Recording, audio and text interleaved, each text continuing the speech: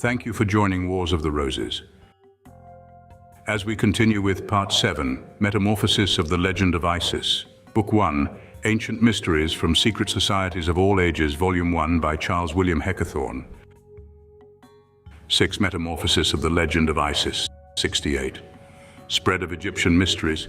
The irradiations of the mysteries of Egypt shine through and animate the secret doctrines of Phoenicia, Asia Minor, Greece and Italy. Cadmus and Inachus brought them into Greece at large, Orpheus into Thrace, Melampus into Argos, Trophonius into Boeotia, Minos into Crete, Cinyras into Cyprus, and Erechtheus into Athens. And as in Egypt the mysteries were dedicated to Isis and Osiris, so in Samothrace they were sacred to the mother of the gods, in Bceotia to Bacchus, in Cyprus to Venus, in Crete to Jupiter, in Athens to Ceres and Proserpine, in Amphissa to Castor and Pollux, in Lemnos to Vulcan, and so to others in other places. But their end, as well as nature, was the same in all, to teach monotheism and a future state. 69. Dionysiac or Bacchic mysteries. These were divided into the greater and the less.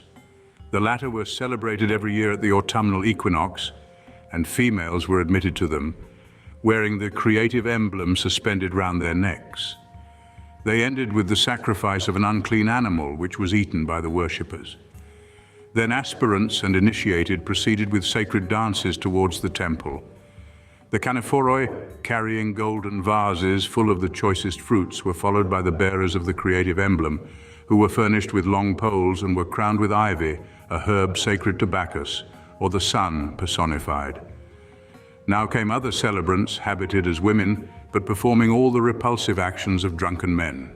The next night the ceremonies of initiation were performed, in which the fable of Bacchus slain by the Titans was scenically represented, the aspirant acting the part of Bacchus.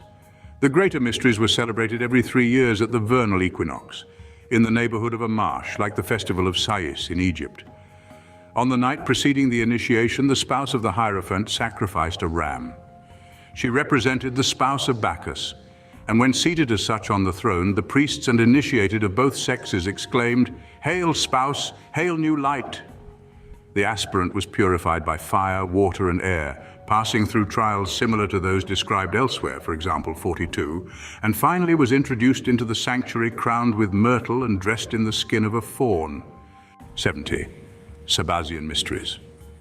Sabazius was a name of Bacchus, probably derived from Siva, whose astronomical meaning is the planetary system of countless suns and stars. The mysteries were performed at night and represented the amours of Jupiter in the form of a serpent, and Proserpina. A golden, others say a living serpent, was introduced into the bosom of the candidate, who exclaimed, "Evoe Sabai, Bacchi, Anes, Ats, Hughes." Evo or Eve, in most languages of antiquity, meant both serpent and life, whence Adam's wife was so called, and whence the origin of the serpent worship of the ancient world. When Moses lifted up a brazen serpent in the wilderness, the afflicted Hebrews knew that it was a sign of preservation. Sabai has already been explained. Hughes and Ats were other names of Bacchus. These mysteries continued to be celebrated to the last days of paganism, and in the days of Domitian, 7,000 initiated were found in Rome alone. 71. Mysteries of the Kabiri. The name of the Kabiri was derived originally from Phoenicia. The word signifies powerful. There were 4 gods, Ascieros, Achiochersa, and Kashmala, answering to the Ceres, Pluto, Proserpina, and Camillus of the Greeks. The last was slain by his 3 brothers, who carried away with them the reproductive organs, and this allegorical murder was celebrated in the secret rites.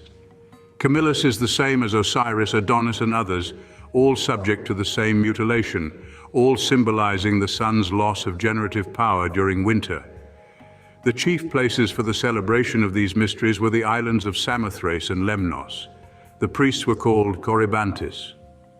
There is much perplexity connected with this subject, since, besides what is mentioned above, the mysteries are also said to have been instituted in honor of Attis, the son of Cybele. Attis means the sun, and the mysteries were celebrated at the vernal equinox. And there cannot therefore be any doubt that, like all the other mysteries in their period of decay, they represented the enigmatical death of the sun in winter and his regeneration in the spring. The ceremonies lasted 3 days. The first day was one of sadness. A cruciform pine with the image of Attis attached to it was cut down, the mutilated body of Attis having been discovered at the foot of such a tree. The second day was a day of trumpets, which were blown to awaken the god from his death-like sleep. And the third day, that of joy, was the day of initiation and celebration of his return to life. 72. Eleusinian Mysteries. The Eleusinian Mysteries were celebrated in honor of Ceres, the Isis of Greece, whilst Osiris appears as Proserpine for the death of Osiris, and the carrying off of Proserpine to the infernal regions symbolized the same thing, viz. The sun's disappearance during the winter season.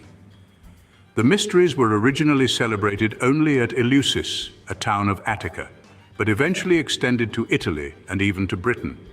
Like all other mysteries, they were divided into the greater and the less, and the latter, like the Bacchic and Cabiric rites, lasted 9 days and were merely preparatory, consisting of lustrations and sacrifices. The ceremonies of initiation into the greater mysteries were opened by the herald exclaiming, "Retire, ye profane!"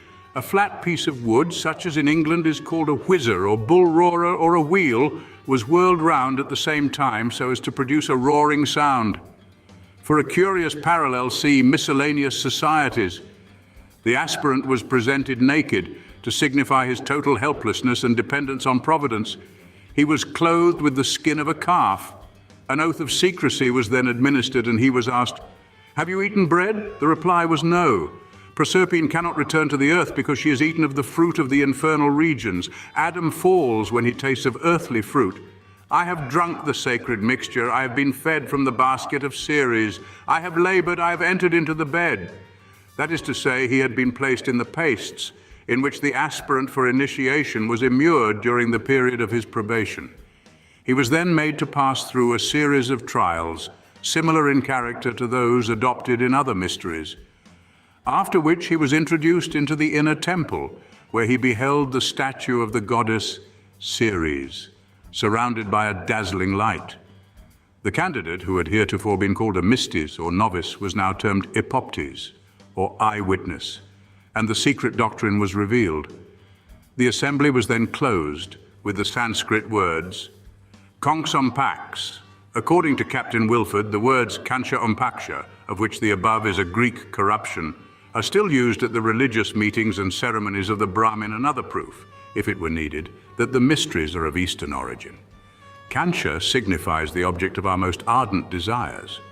Om is the monosyllable used at the beginning and end of a prayer, answering to our word Amen, and Paksha is equivalent to the obsolete Latin word vix, meaning change, turn, or fortune. We know very little of the mysteries of ancient Yucatan, but from what has come down to us through the Maya, or native language, we know this remarkable fact that the priests dismissed their mystic congregations with the words Connex omon po, meaning strangers depart. It is also noteworthy that they used the symbols of ancient Egypt, and that the doors of their temples devoted to the mysteries, such as those at Labna and Uxmal, had the same shape seen here as those of the Chaldean temples, or of the Great Pyramid of Gizeh. It will be noticed that in this figure, the two ends being closed with doors, you have an apartment with 7 plane surfaces exclusive of the floor. 73 doors of horn and ivory. The 6th book of the Aeneid and the Golden Ass of Apuleius contain descriptions of what passed in the celebration of the Eleusinian Mysteries.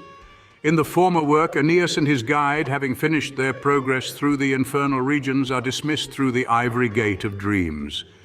But there was another gate of horn through which the aspirant entered, for all caverns of initiation had 2 gates, one called the descent to hell, the other the ascent of the just.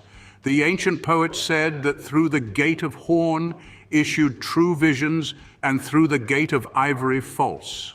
Now from this and the fact that Aeneas and his guide issue through it, it has been inferred by some critics that Virgil meant to intimate that all he had said concerning the infernal regions was to be considered a fable.